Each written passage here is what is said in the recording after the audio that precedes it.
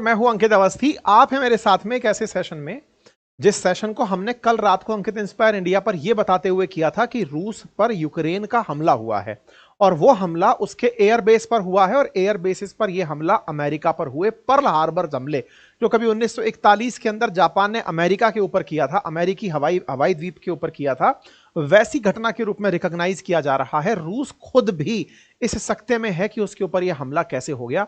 Large scale पर यह हमला होना अपने आप में काफी सारे प्रश्न खड़े करता है। सबसे बड़ा प्रश्न तो यही है कि रूस चूक कैसे गया, और रूस का चूकना सवाल बड़ा इसलिए बनाता है कि माननीय आपके पास तो एक से बढ़कर एक डिफेंस सिस्टम और इंटेलिजेंस है, आपको क्यों नहीं पता चला? यूक्रेन 1.5 साल से इस हमले की तैयारी कर रहा था।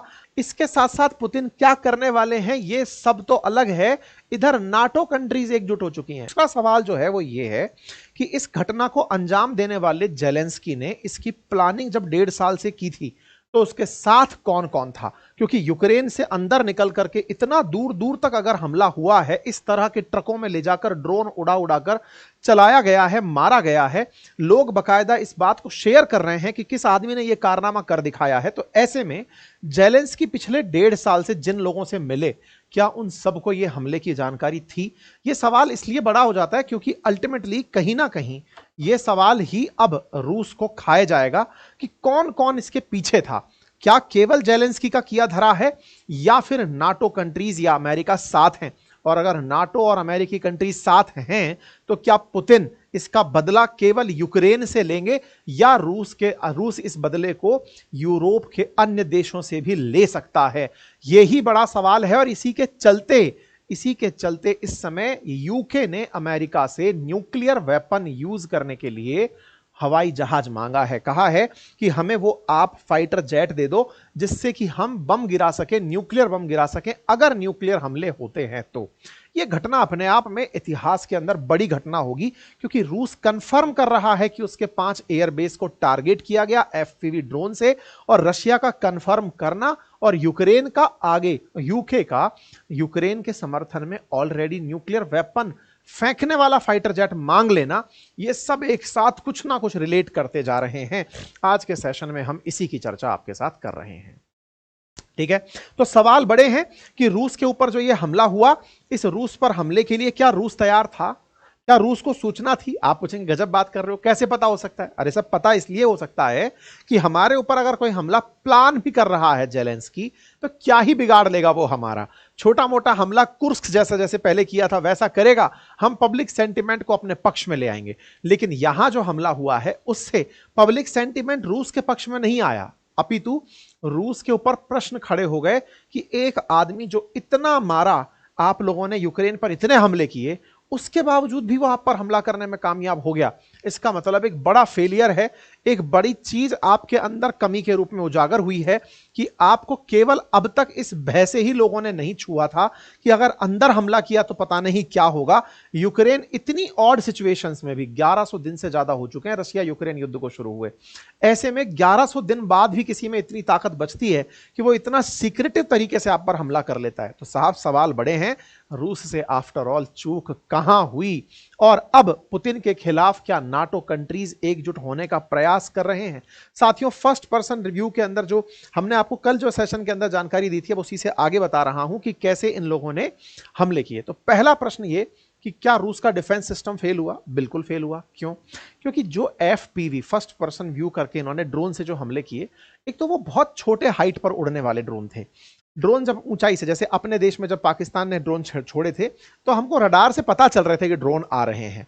इन्होंने ड्रोन कैसे उड़ाए?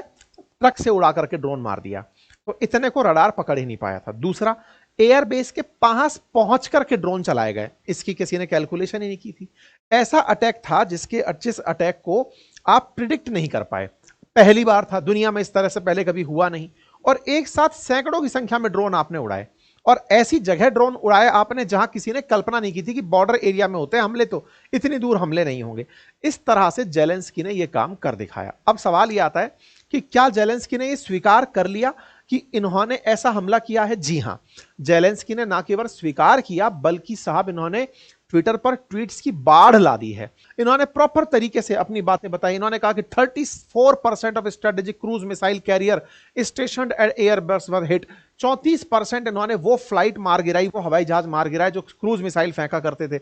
मतलब we will continue this work, यहां पर not a single second did we want this war, but आपने हम पर वॉर धकेला है तो हम ये करेंगे। और ऐसा करके इस भाई ने पूरी तरह से माहौल बना दिया, स्वीकार कर लिया कि हमने किया है। इसका मतलब अल्टीमेटली कैसे, ये जो कैसे वाला प्रश्न है ना, ये सवाल खड़ा कर दे रहा है कि इसमें इतना ताकत कहां से है। अब आपका दिमाग तो दौड़ चुका होगा कि सर अमेरिका साथ था इसके साथ इसलिए ऐसा हुआ होगा। देखिए बात सच है, अमेरिका नाटो कंट्री साथ थे जब बाइडेन था, लेकिन बाइडेन जाने के बाद तो ट्रंप ने बहुत गंदे दिन दिखाए इसको। जेलेंस्की का तो पूरा कॉन्फिडेंस ही हिला दिया था, लेकिन उसके बावजूद भी जेलेंस्की इस घटना को कंटिन्यू करते ले गए। इसका मतलब इसने अपने साथ में उन देशों को साथ लाने का जो काम था ना, वो बखूबी तरीके से कर लिया। इसका मतलब इस व्यक्ति को जब डांट पड़ रही थी, यह आदमी झुका नहीं, इस आदमी ने ट्रंप को कन्विंस कर लिया, इस हद तक जिद्दी तरीके से कन्विंस कर लिया कि भाई अगर आपको यूक्रेन के खिलाफ जाना है, पुतिन के पक्ष में जाना है, जाओ, लेकिन मैं आपके साथ में रहकर ही हमले करूंगा, आपको साथ लेकर ही करूंगा। इस आदमी ने यूक्रेन के आधे रिसोर्सेज ट्रंप को दे दिए अपनी इस जिद में कि एक दिन जाकर मैं रूस में हमला करूंगा, क्योंकि यह हमला 1.5 साल से प्लान हो रहा है। 1.5 साल से प्लान हो रहा है, आप मई में चल रहे हैं, पिछले जनवरी से प्लान हो रहा है। तब तक तो बाइडेन का कुछ लेना देना ही नहीं था। उस समय पर भी यदि यह आदमी इस बात की प्लानिंग में था, इसका मतलब यह है कि ट्रंप के आने पर और ट्रंप के बिखरने पर यह आदमी नहीं टूटा, और नहीं टूटा तो उसके साथ साथ इसने बकायदा बात की। इतने दिन के संघर्ष में जो बातचीत थी ना, उसको करने में यह कामयाब हुआ। मतलब कहने का यह है कि ट्रंप के दिमाग में कहीं ना कहीं यह बात आई या बिठाई जेलेंस्की ने कि मैं पुतिन के साथ कुछ कर सकता हूं, आप मेरे साथ डील कर लो, मेरे साथ खड़े हो जाओ, बाकी मैं निपटा दूंगा। यही सब बातें लगती हैं, क्योंकि तभी जाकर के ये सारी चीजें हुई हैं। खैर, तो ट्रंप ने संभवतया जेलेंस्की से इस तरह की बातचीत की, ये कयास ही लगाए जा सकते हैं। तो क्या रूस बदला लेने वाला नहीं है क्या? बड़ा सवाल है ये। इसके साथ साथ पुतिन क्या करने वाले हैं, ये सब तो अलग है। इधर नाटो कंट्रीज एकजुट हो चुकी हैं। यहां पर चर्चाएं जो निकल रही हैं कि ये सब ऐसा क्यों हो रहा है, कहा जा रहा है कि नाटो कंट्रीज ने अमेरिका के बिना ही यूक्रेन की मदद का प्लान बना लिया कि हम यूक्रेन की मदद करेंगे, क्योंकि अमेरिका तो वहां बैठा हुआ है, हमारे ऊपर सबसे पहले हमले होंगे, हमें इसकी मदद करनी चाहिए। ये सारे काम प्लान्ड तरीके से किए जा सकते हैं, ये बिना किसी की मदद के संभव नहीं है।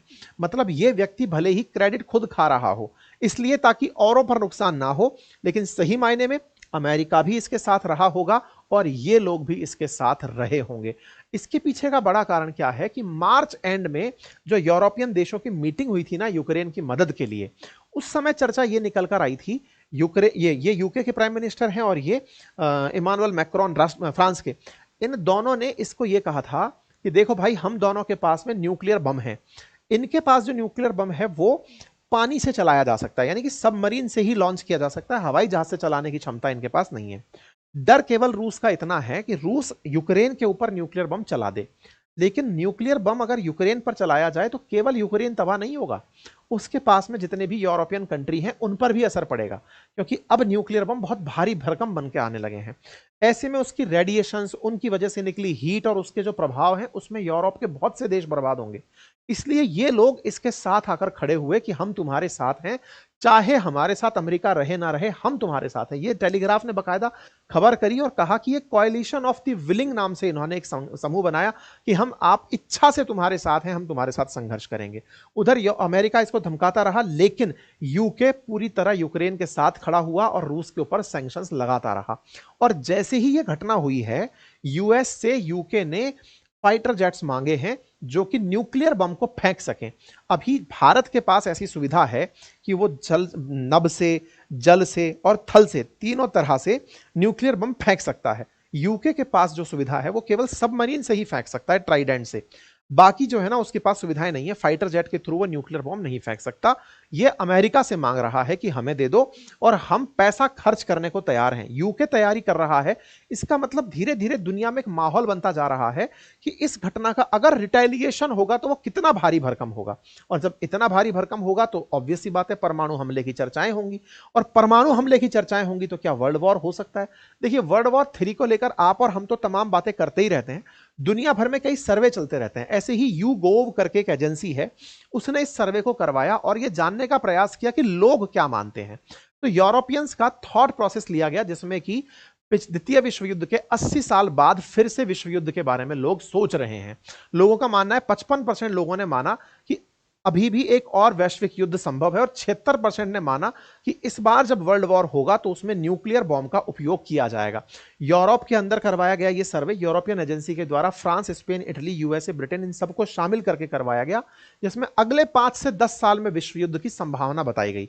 लेकिन उसमें सबसे बड़ा रोल रूस का माना गया कि रूस की वजह से ऐसा होगा। लोगों का मानना है कि रूस जिस तरह से हरकतें करता जा रहा है उसकी वजह से चीजें बिगड़ेंगी और विश्व युद्ध की तरफ चीजें जाएंगी। लोगों को बकायदा सेकंड वर्ल्ड वॉर के दौरान जो घटनाएं घटी थी वो सारी बातें बताई जा रही हैं। बाकी आप लोगों को क्या लगता है जरूर बताएं। Thank you so much.